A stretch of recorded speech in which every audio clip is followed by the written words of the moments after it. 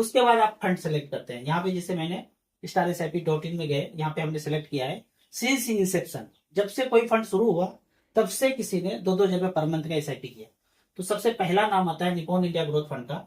1995 से लेकर अब तक मतलब 31/7/2024 तक 2-2 पर मंथ करके लगभग 7 लाख रुपए जमा किए और वैल्यू आज पैसा बना है 5,03,82,000, 23.66% का रिटर्न दिया है। इतने लंबे समय में इतना वेल्थ क्रिएशन आप सोच भी नहीं सकते हैं। क्या इससे ज्यादा पैसा और क्या चाहिए। तो म्यूचुअल फंड एक अच्छा जरिया है। 1,000 ही हो, 500 ही हो, तो टाइम ड्यूरेशन बहुत ज्यादा हो तो इतना पैसा वेल्थ क्रिएशन कर सकते हैं। कुछ लोगों का ये भी क्वेश्चन होगा कि इतना पहले होगा, क्या आगे भी हो सकता है। बिल्कुल हो सकता है। जो ग्रोथ पहले रहा है आगे भी इतना ग्रोथ हो सकता है। और मुझे तो ज्यादा ग्रोथ दिखता है, क्योंकि जितना मोगेम्बो पीछे लूट लूट के मार्केट गिरा गिरा करके ले गया, अब गिराना उसके लिए संभव नहीं है। तो इससे अच्छा खासा भी वेल्थ क्रिएशन आगे होगा। अगर HDFC फ्लेक्सी कैप का बात करें, 2-2 रुपए पर मंथ, 7,12,000 यहाँ जमा हुआ है और इसने बनाया है 4,07,00,000। इस तरह से आप StarSIP.in पे जाके सारे फंड का जो है आप SIP का रिकॉर्ड दे सकते हैं। मैं हमेशा बोलता हूँ स्मॉल कैप में जाइए। ये सब पुराना फंड है, स्मॉल कैप इतना पुराना था नहीं, इसलिए यहाँ पे वो लिस्ट में आपको आ नहीं रहे। लेकिन आपको जब भी करना है तो यहाँ पे सिलेक्शन करना है, StarSIP.in पे जाएंगे, आपको यहाँ पे 6th number small cap select करना है और यहाँ पे सिंस इंसेप्शन ना कर करके 12-13 साल सेलेक्ट करेंगे तो वो सारे फंड यहाँ पे आ जाएंगे और यहाँ पे इसको हम 5,000 रुपये पर मंथ कर देते हैं। तो अब अगर देखते हैं तो आता है निपॉन इंडिया स्मॉल कैप। कितना पर मंथ हमने किया था सिलेक्ट, 5,000 रुपये पर मंथ। 2011 से लेकर अब तक 7,80,000 जमा हुआ है और पैसा बना है यहाँ पे 57 लाख रुपया। किसी को अगर फ्लैट खरीदने का शौक रखते हैं, मैं हमेशा बोलता हूँ लोन नहीं लेना, EMI नहीं लेना है। 10,000 रुपये पर मंथ करते रहिए, 5,000 रुपये पर मंथ, जितना भी हैसियत है वो आप SIP करते रहिए। जब ये पैसा फ्लैट का हो जाए, आप सारा का सारा स्मॉल कैप में करेंगे। 20,000 रुपये करना चाहते हैं, 10,000 रुपये करना चाहते हैं, जो भी बचाना चाहते हैं स्मॉल कैप में, Nippon India small cap, SBI small cap, quant small cap, Franklin small cap, HDFC small cap, 4-5 small cap select कर लिए, जमा करते रहे, जो भी कैपेसिटी है मैक्सिमम। जब पैसा पूरा हो जाए तब आप EMI फ्री, लोन फ्री खरीद सकते हैं अपना। ऐसे करना चाहिए, हमने ऐसे ही किया। अगला कुछ क्वेश्चन। यस सर, जैसे कि हमारा जो बजट आया है उस पे हमारी गवर्नमेंट ने इंफ्रास्ट्रक्चर पे बहुत ध्यान दिया है, उस पे बताइए कौन सा एक ऐसा फंड हम सिलेक्ट करें जो इंफ्रास्ट्रक्चर से रिलेटेड हमें कुछ अच्छी रिटर्न दे पाए। मैं कभी नहीं बोलता हूँ कि कोई सेक्टोरियल फंड में आपको जाना चाहिए, कोई भी सेक्टोरियल फंड हो। ये इंफ्रा कभी अच्छा होगा, कभी पावर अच्छा होगा, कभी इलेक्ट्रॉनिक्स अच्छा होगा। तो आप इंफ्रा बोल करके या पावर बोल करके आप फंड मैनेजर को बोल रहे हैं कि इसी सेक्टर में पैसा लगाना है। ये सेक्टर मान लो चल गया 5 साल, उसके बाद ना चले तो आपको कोई बताने वाला नहीं आएगा कि ये फंड नहीं चल रहे तो अब इससे निकल जाओ। इसीलिए बोलते हैं डाइवर्सिफाइड इक्विटी, जहां फंड मैनेजर स्वतंत्र है। अभी यहाँ अगर निपॉन स्मॉल कैप है तो इनके फंड मैनेजर को लग रहा है कि इंफ्रा खरीदना है तो इंफ्रा खरीदेंगे, टेक्नोलॉजी लगते है तो वो खरीदेंगे, ऑटो खरीदना है तो ऑटो खरीदेंगे, जो चाहे वो खरीद सकते हैं। तो कभी भी 2 कैटेगरीज में मना करता हूँ करने की। एक तो NFO में आपको पैसा नहीं लगाना है और दूसरा कोई सेक्टोरियल फंड में पैसा नहीं लगाना है। इतना डाइवर्सिफाइड इक्विटी है, इससे बेहतर क्या रिटर्न चाहिए। यहाँ पे रिटर्न देखते हैं 24%, 25%, 22%, 21%, 21%। इतना इससे ज्यादा क्या चाहिए। जो आपका ये स्टारशिप ऐप है, इस पे मुझे काफी एक अच्छी चीज लगी कि आप डालते हैं कि आपने कितने अमाउंट से स्टार्ट करी, वो कितने टाइम की हुई, उसके ऊपर वो बता देगा कि आप अगर इतने टाइम पहले स्टार्ट करते इस टाइम पे आप ये रिटर्न ले सकते, तो अमाउंट भी आपको बता रहा है। हाँ, राइट टोटल बता रहे हैं। यहाँ पे जैसे आप इस पे जाएंगे MF लाइफ रिटर्न में, ठीक है, किस ड्यूरेशन से कितने ड्यूरेशन तक आपको कौन सा फंड सेलेक्ट करना है, यहाँ आप सेलेक्ट कर सकते हैं। तो और इसका कैश फ्लो भी होगा। अच्छा जी। कि जब से शुरू किया तब से क्या था और कैसे धीरे हर मंथ करके पैसा ग्रो हुआ। कुछ हवा नहीं है कि पैसा कहाँ गया पता नहीं चल रहा है। और अपने फंड की पूरी जानकारी अपना आप एक ही पोर्टल पे देख सकते हैं। राइट। ओके, एक चीज और सर, अभी जैसे मोतीलाल ओसवाल डिफेंस का जो फंड आया है उसके बारे में थोड़ा बताओ कि मुझे थोड़ा वो अच्छा लग रहा है। मतलब अपना पर्सनल व्यू मैं आपको बताऊंगी कि डिफेंस में हमारी गवर्नमेंट भी काफी सपोर्ट कर रही है, तो क्या जाना चाहिए मोतीलाल ओसवाल डिफेंस? मैं अभी बोल रहा हूँ कि कोई भी NFO में नहीं जाना है। ओके। डिफेंस आएगा, चांद पे चले गए वो आएगा, मंगल ग्रह चले गए कभी वो आ जाएगा, ऐसे वेल्थ क्रिएशन होगा नहीं। हम जानते नहीं ना उसका रिकॉर्ड क्या है, उसमें कितना वेल्थ आया। आपको या किसी को इसीलिए पता चल रहा है कि इतना ज्यादा फोर्स करते हैं सेल्स वाले ऊपर से कि अच्छा है अच्छा है अच्छा है, ठीक है। बेचने वाले को पॉइंट्स बहुत ज्यादा अच्छा मिलता है, तो वो उसके लिए उसमें अग्रसर होते रहते हैं कि हाँ वो अच्छा है। लेकिन पुराने फंड का कोई बात नहीं करेंगे आप, किसी से भी पूछ लीजिए, चलो मैं कर लेता हूँ, इतना बता दो सिर्फ, जो पहले से एग्जिस्टिंग फंड है क्या उससे बेहतर रिटर्न मिल जाएगा?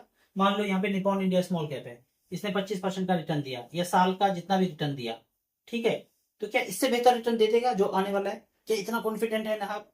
तो चुप हो जाएंगे, कुछ नहीं बोल पाएंगे, बोलेंगे नहीं नहीं नहीं फिर तो ये वाला फंड ठीक है, इसका तो ट्रैक रिकॉर्ड भी है ना, का एम है, इतना अच्छा रिटर्न दिया है। हाँ, और इस पे क्वेश्चन पूछना चाहूंगी मैं, जैसे आपने बताया कि एनएफओ में मत जाओ, जो ऑलरेडी परफॉर्म कर चुके हैं उनमें इन्वेस्ट करो, क्योंकि आपको उनका पास्ट हिस्ट्री पता है, राइट पता सर? है। तो मैं आपसे ये पूछ रहा हूँ, एनएफओ है जो 10 रुपए की नैव से स्टार्ट हो रहा है, तो कभी ना कभी वो वर्क करेगा, मतलब ऐसा नहीं है कि लॉन्ग टर्म हम सोच के माइंड में चले कि हमें लॉन्ग टर्म रखना है, ठीक है, लॉन्ग टर्म रखना है, तो वो कभी ना कभी तो परफॉर्म करेगा, तो क्यों ना हम एनएफओ में क्यों ना लगाएं, मतलब हम जो बोलते हैं ना 10%, 10 रुपया से चलता है। तो जैसे मान लो हमारे पास 5,000 रुपीज है एसआईपी के लिए, क्यों ना हम 1,000 एनएफओ में लगाएं और 4,000 जो ऑलरेडी परफॉर्म कर रहे हैं उस पे लगाएं, ताकि हम एक डिवर्सिफाई कर पाए और कुछ अच्छी रिटर्न दे पाए। हम ये जो बोलते हैं ना कि 10 रुपया का ये यूनिट है एनएबी, और किसी का 2,000 का यूनिट है, एक एनएबी 10 रुपये का है और एक एनएबी 2,000 का है, तो ज्यादातर लोग बोलेंगे कि 10 रुपये तो सस्ता है और ये महंगा है, बेचना भी आसान है और पॉइंट भी एनएफओ में ज्यादा मिल रहा है, और यहाँ भी सेल में कुछ मिल नहीं रहा ज्यादा पुराने फंड के में। और ये एक तरकीब है, चालबाजी है कि 10 रुपये वाला अच्छा है, इसको ऐसे समझिए, एक लोहे का रॉड है 2,000 का, 2 मीटर का रॉड है 2,000 का मिलता है, और एक रॉड है छोटा सा 10 सेंटीमीटर का, और ये 10 रुपया का है और ये 2,000 का है, तो कौन सस्ता है कौन सा महंगा है? दोनों बराबर है, 10 रुपये में जितना मिलना चाहिए उतना ही मिल रहा है, और 2,000 में वो काफी ज्यादा मिल रहा है। एक दूसरा उदाहरण समझते हैं, एक बनिया की दुकान में गए, उसमें चावल जीरा मरीच धनिया गुंडी सब कुछ पैकेट में भरा हुआ है, 2,000 का आपको मिल गया और 1 महीना तक राशन आपका चल जाएगा। एक दूसरा बनिया है, अरे 2,000 रुपये का खरीद रहा है, इतना महंगा, 10-10 रुपये का छोटा सा पैकेट बना दिया, उसमें भी सब कुछ वही है, चावल दाल जीरा मरीच धनिया गुंडी सब कुछ है, लेकिन एक दिन का खाना पकाने के लिए आपको 10 पैकेट छोटा छोटा खरीदना पड़ रहा है, तो कौन सा सस्ता कौन सा महंगा? जितना पैसा देंगे उसी रेशियो में आज शेयर में पैसा जाएगा। 2,000 देंगे तो 2-2 रुपया, 50-50 रुपया, 10-10 रुपया करके जाएगा। 10 रुपया देंगे तो आज 50 कंपनी में इसके अंदर जाना है, तो 5 पैसा 10 पैसा 1 पैसा इस तरह से जाएगा। तो एनएवी का कोई भी चक्कर नहीं है, उसी रेशियो में आपका यूनिट कम हो जाता है, वैल्यूएशन कम हो जाता है। तो हमेशा याद रखना है कि आपको 2,000 में बड़ा सा रॉड मिल रहा है और 10 रुपये में छोटा सा रॉड मिल रहा है, ठीक है। अब जब 10% बढ़ेगा, मान लेते हैं कि आपने 2,000 लगाया, अब यहां से 10% बढ़ा तो 20 रुपया बढ़ेगा, 10 रुपये का 10% बढ़ेगा तो 1 रुपया ही बढ़ेगा, उसी रेशियो में बढ़ेगा भी। तो ये कहना कि 10 रुपया वाला अगर 20 रुपया हो गया तो 100% प्रॉफिट हो जाएगा, तो 2,000 वाला भी अगर 100% प्रॉफिट होगा तो 4,000 का हो जाएगा। और ऐसा ये नहीं है कि कोई गारंटी बोल सकते कि ये जल्दी हो जाएगा और ये बाद में होगा, तो ये मिसलीडिंग है। हमने हमेशा, अगर मैं अपना पर्सनल बात करूं, जिसका एनएवी सबसे ज्यादा होता था मैं उसी में पैसा लगाया हूं, कभी एनएफओ में लगाया ही नहीं, कभी कम एनएवी में लगाया ही नहीं।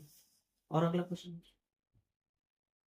तो ये हमने बात कर ली एनएफओ की, ठीक है। अब मैं आपसे समझना चाहूंगी कि इंडेक्स फंड और जो नॉर्मल फंड्स है कैसे काम करते हैं, जैसे अभी आप थोड़ा बता रहे थे हमें लास्ट टाइम कि फंड मैनेजर उसमें होता है या नहीं, थोड़ा सा उसको एक्सप्लेन कीजिए प्लीज। देखिए, ये एक्टिवली मैनेज फंड है, यहाँ पे फंड मैनेजर होंगे, इसको जब आप टच करेंगे तो आपको इसमें कौन कौन सा फंड है फंड मैनेजर ने लेके रखा है वो सारे यहाँ पे आ जाएंगे। यहाँ पे देखते हैं अगर कि निपॉन इंडिया स्मॉल कैप में एक फंड मैनेजर बैठा हुआ है, और वो फंड मैनेजर बैठा तो है लेकिन उसने क्या क्या खरीदा इसके अंदर, तो 100 होल्डिंग में ये टोटल है, सारे स्टॉक्स उसके अंदर है, कौन सा बेचना है, कब खरीदना है, कब बेचना है, कब निकालना है, कब और करना है, वो फंड मैनेजर पे निर्भर करता है। और कितना स्टॉक्स है ये टोटल अगर देखेंगे, एक फंड में बात करता हूँ, अगर 500 या 1,000 रुपया भी आप करते हैं तो इतने कंपनी में आपका पैसा चला जाता है, 186-87 इतना तो आ गया। इससे बड़ा पोर्टफोलियो किसी भी फंड का नहीं है, और वो है Nippon India small cap, 218 stocks है, 200 मान के चलते हैं, एक फंड 200 कंपनी में पैसा इन्वेस्ट किया।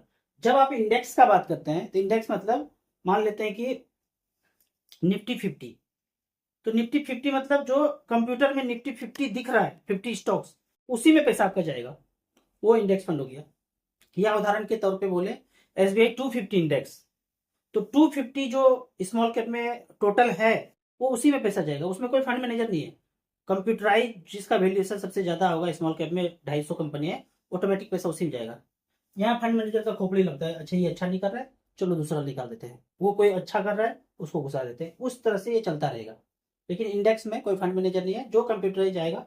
मैं इंडेक्स फंड में एक फंड बता देता हूँ जो सदाबहार रहेगा और हमेशा लेना चाहिए, वो है SBI 250 इंडेक्स फंड या निप्पॉन इंडिया 250 इंडेक्स फंड, मतलब 250 इंडेक्स स्मॉल कैप का, वो लेते रहिए, वो ज्यादा अच्छा रहेगा। बाकी इंडेक्स ये एक्टिवली मैनेज फंड है, इसमें आप डाइवर्सिफाइड करके 3-4 स्मॉल कैप ले लीजिए और वेल्थ क्रिएशन कीजिए। तो इंडेक्स फंड एक्टिव फंड नहीं है? नहीं, कैसे हो सकता है, उसमें फंड मैनेजर नहीं है ना। इंडेक्स फंड मतलब आप सिर्फ एक्सचेंज से सेंसेक्स खरीद रहे हैं या निफ्टी खरीद रहे हैं या स्मॉल कैप इंडेक्स 250 खरीद रहे हैं, वो उसमें फंड मैनेजर नहीं है। कंप्यूटराइज जिसका वैल्यूएशन सबसे ऊपर है, जो इंडेक्स के अंदर आ रहा है, वो आप खरीद रहे हैं। एक चीज और सर, जैसे कि हम देखें जितने भी एक्टिव फंड्स है उनका फॉलो जैसे कि चेंज होता रहता है, time to time funds add होते रहते हैं, कुछ डिलीट होते रहते हैं, ठीक है। तो जैसे कि हम अगर कुछ भी एक्टिव फंड्स, जैसे मैंने अपना स्टडी किया है, तो आजकल जो भी एक्टिव फंड्स है वो HDFC को बहुत प्रमोट कर रहे हैं, उनके शेयर्स होल्ड करके रख रहे हैं, क्योंकि HDFC अगर आप हिस्ट्री देखें तो 4-5 साल में उसने इतनी अच्छी रिटर्न्स नहीं दी है। बट अब बोल रहे हैं कि HDFC में काफी मेजर चेंजेस आने वाले हैं उसके शेयर प्राइस में या उसके म्यूचुअल फंड के इसमें। तो आप बताइए कि HDFC में इन्वेस्ट करना क्या सही रहेगा? ये जो आपने क्वेश्चन पूछ दिया ना, फिर बहुत अंदर का बात पूछ दिया और वो हमें सच में नहीं पता है। ये क्वेश्चन ऐसा है कि आप दिन भर इसी में रहेंगे, 9 बजे से लेके 3 बजे तक यही करते रहेंगे और बाकी कोई काम करेंगे नहीं। HDFC क्या करेगा, रिलायंस क्या करेगा, अदानी कहाँ जा रहा है, वो कहाँ घूम रहा है, इतना कैसे हो रहा है, ये सब बात फंड मैनेजर का है। हम है साधारण इन्वेस्टर, साधारण एडवाइजर। ये फंड बता दिए, ऊपर में बॉम्बे में फंड मैनेजर बैठे हैं, वो खोपड़ी लगाए, वो सब सब कुछ हम ही लगा देंगे, तो हमारा टाइम जाएगा। फिर फंड मैनेजर क्या करे, और ज्यादा नॉलेज हो जाएगा तो आप फंड मैनेजर जैसा एक्टिंग करने लगेंगे, तो वेल्थ क्रिएशन नहीं हो पाएगा। सच में मुझे नहीं पता है कि HDFC क्या होगा, ICC क्या होगा, SBI क्या होगा, वो अदानी का शेयर कहाँ जा रहा, कौन सा हिंडनबर्ग आ गया, खत्म हो गया। ये सब टेंशन से दूर है। टीवी भी घर में नहीं चलाते हैं, टीवी मीडिया रिंगटोन से दूर हो जाइए, क्योंकि रिंगटोन सुन करके भूतकाल में लोगों ने सेल किया था। हमारे पास टीवी मीडिया रिंगटोन सुना ही नहीं, तो हमने सेल नहीं किया, आज लाइफ टाइम हाई पोर्टफोलियो हो गया। तो ये इतना अंदर गहरा वेल्थ क्रिएशन करना है साधारण इन्वेस्टर को, तो इतना गहराई में जाने की जरूरत नहीं है। बाकी काम फंड मैनेजर करता है। आप अच्छा स्टॉक, अच्छा म्यूचुअल फंड ढूंढ लीजिए। अच्छा म्यूचुअल फंड मतलब किसको बोलेंगे, जिसका AUM सबसे ज्यादा हो और फंड परफॉर्मेंस मतलब पुराना अगर है तो उसका फंड परफॉर्मेंस भी अच्छा होगा। सबसे पुराना फंड में चले जाइए और AUM जिसका सबसे ज्यादा है, यहाँ पे सिलेक्शन में आप AUM पे जा सकते हैं, जिसका AUM सबसे ज्यादा है वो ऊपर आ जाएगा फंड। अगर स्मॉल कैप में देखते हैं तो 31,000 करोड़, 15 साल का ड्यूरेशन है। अगर आप इसको 12 साल कर देते हैं तो बाकी सारे फंड में, या 10 साल कर देते हैं, तो AUM जिसका सबसे ज्यादा है वो यहाँ पे ऊपर आ गया। तो AUM हमेशा आपको देखना है। निप्पॉन इंडिया स्मॉल कैप का AUM 56,000 crore, HDFC small cap का 31,000 करोड़, SBI का 30,000 करोड़, क्वांट का 22,000 करोड़। तो जिसका AUM सबसे ज्यादा है उसको आप खरीद के रख लीजिए, 15 साल के लिए बने रहिए, जब तक 1 करोड़ रुपया ना हो। कुछ नहीं खरीदना है, सोना चांदी प्लॉट फ्लैट, पहला 1 करोड़ मार्केट में बन जाए, सारा ज्ञान अपने आप आ जाएगा कि क्या करना है फिर पैसे को। हमने वही किया, लगभग 15 से 20 हजार का SIP किया, 14-15 साल में 1 करोड़ रुपया बन गया, उससे ज्यादा ही बन गया। अब तो इतना ज्यादा इंटरेस्ट आ जाता है कि हमें खुद आश्चर्य होता है। एक तय समय के बाद कंपाउंडिंग ज्यादा खेलना शुरू करता है। अगर 1 करोड़ हो गया तो 15% भी बढ़ेगा तो 1 साल में 15 लाख बढ़ जाएगा। तो ये खेल अब हमें दिख रहा है। एक बार शोकेस भी कर दो सर प्लीज पब्लिक को।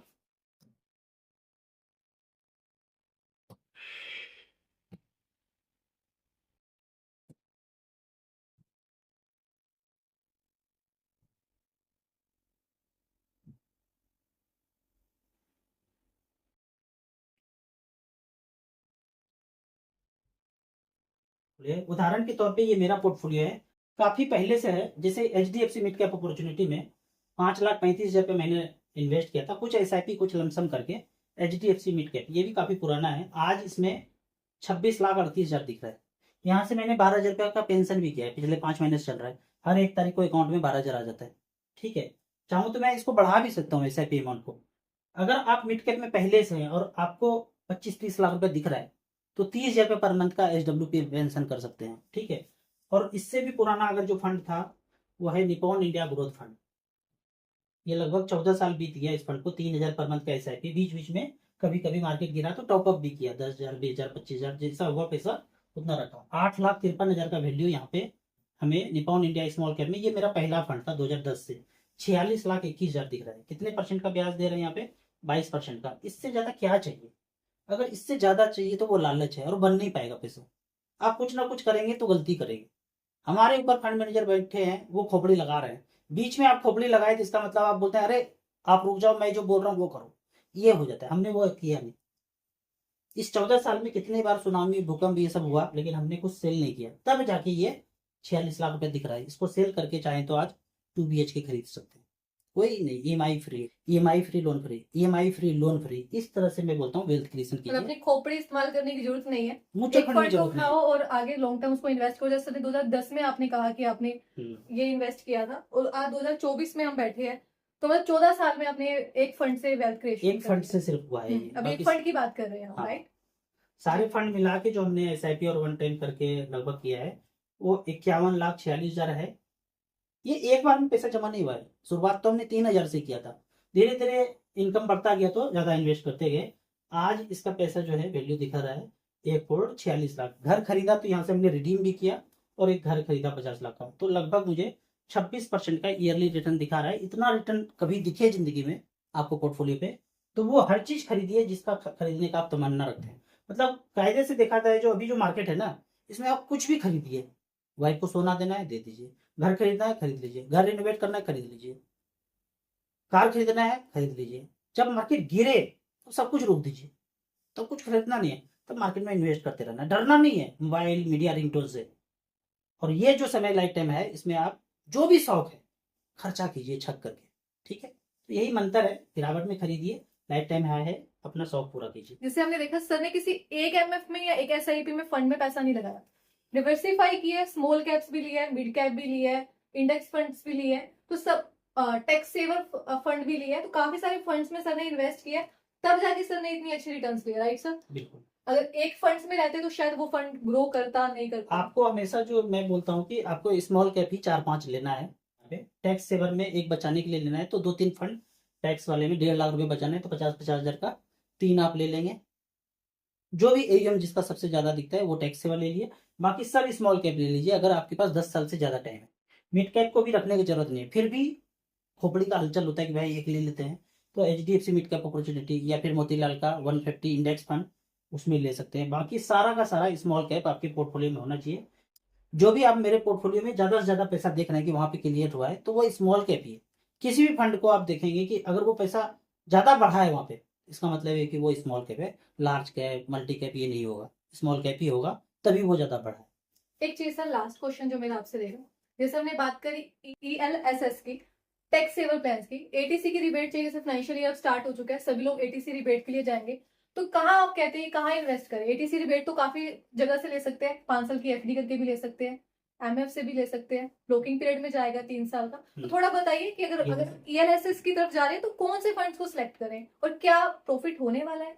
ELSS में आपको जाना है तो म्यूचुअल फंड के अलावा कोई ऑप्शन, ये 7 नंबर ऑप्शन है, इससे अच्छा कोई ऑप्शन नहीं है। पिछले 10 साल का अगर रिटर्न देखते हैं तो क्वांट ELSS ने यहाँ पे 10 लाख रुपया तो नहीं लगाते हैं कोई वन टाइम। यहाँ पे मैं 1 लाख का उदाहरण देता हूँ। 1 लाख रुपया क्वांट ELSS ने बनाया है पिछले 10 साल में 8,89,000, 24% का रिटर्न है। तो एक फंड ये ले सकते हैं। बैंक ऑफ बड़ौदा ELSS ने 1 लाख का बनाया है 5,58,000। JM ELSS ने बनाया है 1 लाख का 5,25,000। JM इसमें नहीं जाना है आपको। आपको जब भी जाना है AUM जरूर सेलेक्ट करना है। यहाँ पे वर्थ है, वर्थ को छोड़ दीजिए, AUM को पकड़ लीजिए। AUM मतलब एसेट अंडर मैनेजमेंट। सबसे ज्यादा किसके पास पैसा है? एक्सिस ELSS 1 लाख का बनाया 4 लाख रुपए पिछले 10 साल में, 14.86% का return. SBI long term equity 25,000 crore 1 lakh का बनाया पिछले 10 साल में 4,67,000। तो जिसमें सबसे ज्यादा AUM है उसमें आप 3-4 फंड में, जैसे बैंक वाला मैं बोलता हूँ, ICC, HDFC, SBI, तीनों का ELSS टैक्स सेवर ले लीजिए। 1.5 लाख लगाना है, 50-50 हजार रुपये तीनों में लगा दीजिए, बने रहिए। 14-15% का रिटर्न मिल जाता है, टैक्स रिबेट मिल ही रहा है। एक चीज आपने हमें 10 इयर्स का बताया, ठीक है, इसको हम एक बार 5 इयर्स पे देख लेते हैं कि क्या रिटर्न आ रही है। 5 ईयर्स में फिर क्वांट ELSS में अगर 5 ईयर्स में जाते हैं, फिर AUM वाइज अगर देखते हैं 5 ईयर्स में, तो एक्सिस ने बनाया है 1 लाख का 2,17,000, 16.84 का return. SBI long term equity ने दिया है रिटर्न जो है 26.9, 1 लाख का बनाया है 3,29,000। तो एफडी से काफी फार बेटर अच्छी रिटर्न हमेशा 16.84% है, राइट। देखिए FD जब हम बात करते हैं तो FD कहाँ पैसा लगाता है, ये खोपड़ी में सोचना है ना। मान लीजिए कि बैंक के पास 1 लाख करोड़ आ गया FD में कर दिया, उसने कहाँ लगाया, उसने भी तो मार्केट में ही लगाया। वो मुझे 8% स्टैंप लगा के दे रहे हैं, तो क्यों करें मैं, हमको इतना मिल सकता है। तो रिस्क हर जगह पे है, ऐसा नहीं कि FD 8 दे रहा है तो कल 5 नहीं होगा। लंबे समय के लिए लीजिए, 20 साल के लिए लगा रखिए, 4-5% हो जाएगा तब का, क्योंकि अभी तो लिख के नहीं दे रहे हैं कि 20 साल के बाद इतना ही रिटर्न दूंगा। तो शॉर्ट ड्यूरेशन के लिए बोल सकते हैं कि इतना रिटर्न है, लेकिन लंबे समय के लिए, लॉन्ग टर्म के लिए वो रिटर्न भी कम हो जाएगा।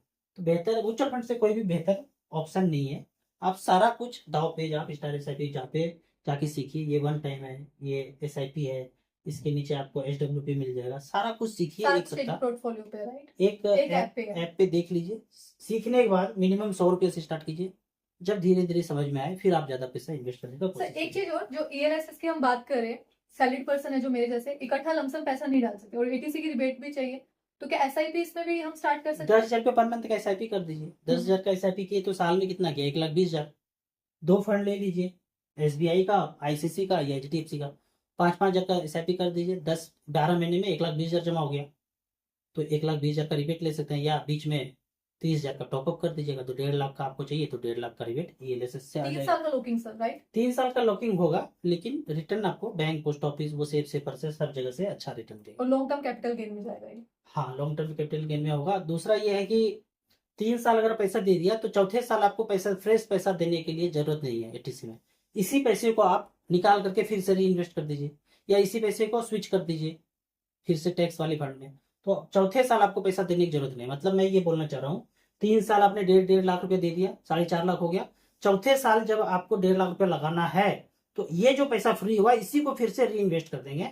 तो ATC में आपको 3 साल के बाद पैसा लगाने की जरूरत नहीं, वही पैसा रोटेट होता रहेगा।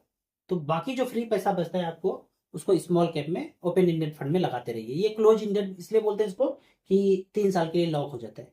ये हमने बात कर ली बजट की, तो बजट की बात के बाद हम बात करना चाहेंगे इन्वेस्ट करें तो करें कहाँ। जो नए इन्वेस्टर्स है SIP स्टार्ट करना चाहते हैं, कौन से फंड से सिलेक्ट करें। फंड्स भी आपने बता दिए, चलो, बट बात आती है सबसे पहले KYC की, जो काफी लोगों को प्रॉब्लम आती है कि KYC के लिए हम ब्रांच जाए, इतना टाइम नहीं है, वो ऐसे प्लान करते करते उनका प्लान काफी आगे स्किप हो जाता है, ठीक है। तो प्लीज हमें बताएं कि KYC हम कैसे करें और देन फिर कैसे SIP स्टार्ट करें। देखिए, मान लेते हैं कि आपने पहले फंड सेलेक्ट कर लिया, मान लेते हैं कि निपॉन इंडिया ग्रोथ फंड आपने सेलेक्ट कर लिया, या SBI स्मॉल कैप सेलेक्ट कर लिया, HDFC फ्लेक्सी कैप सेलेक्ट कर लिया। अब उसी के जहां से भी आप खरीद रहे हैं, ऑनलाइन खरीद रहे हैं, तो उसी के ऐप में KYC का ऑप्शन होता है। अगर तो एक बार में आप KYC वहां अलाउ है और कर पा रहे हैं, तो फिर तो KYC कर लेंगे, ऑनलाइन हो जाएगा। नहीं कर पा रहे हैं तो ब्रांच में, फिजिकल आप ब्रांच में जाकर के, कोई भी म्यूचुअल फंड का ब्रांच हो सकता है या कैम्स कार्वी का ब्रांच हो सकता है, एक बार वहां KYC सबमिट करेंगे तो आपका फिर ऑटोमेटिक, और 1 टाइम करना है KYC। जैसे हम जो ऐप यूज करते हैं एसेट प्लस, वहां तो ऑनलाइन होता है, आधार OTP से सब कुछ हो जाता है। लेकिन कोई ऐप आप कहीं और यूज कर रहे हैं और वो KYC ऑनलाइन नहीं कर रहे हैं, तो आपको एक बार फिजिकल SIP करना ही पड़ेगा, और उसके बाद फिर आप लाइफ टाइम विदाउट KYC, मतलब KYC एक बार हो गया तो उसके बाद ऑनलाइन आप कभी भी SIP कर सकते हैं। दूसरा प्रॉब्लम आता है मैंडेट रजिस्टर्ड करने का। मैंडेट रजिस्टर्ड करने में भी कुछ OTP फिजिकल मांगते हैं, और कुछ OTP से या डेबिट कार्ड से, इंटरनेट बैंकिंग से थ्रू कर देते हैं, 1 लाख का मैंडेट रजिस्टर्ड हो जाता है। लेकिन किसी किसी ऐप में ये सुविधा नहीं होगा, तो आपको फिजिकल फॉर्म भरना ही पड़ता है और उसको सबमिट करते हैं, तो लगभग 30 दिन के अंदर वो मैंडेट रजिस्टर्ड हो जाते हैं, तो ऑटोमेटिक फिर SIP चलते रहता है। तो हम जो ऐप यूज करते हैं एसेट प्लस का, उसमें OTP से भी हो जाता है, नेट बैंकिंग से भी हो जाता है, डेबिट कार्ड से भी हो जाता है। तीनों सुविधा नहीं हुआ तो फॉर्म से भी हो जाता है। वो सब कुछ ऑनलाइन है, फिजिकल कुछ नहीं करना है। तो इस तरह से करके KYC मैंडेट 1 टाइम करना जरूरी है जी। बाकी thank you so much sir, आपने हमें इतनी अच्छी जानकारी दी। आई थिंक मेरी ऑडियंस को भी काफी पसंद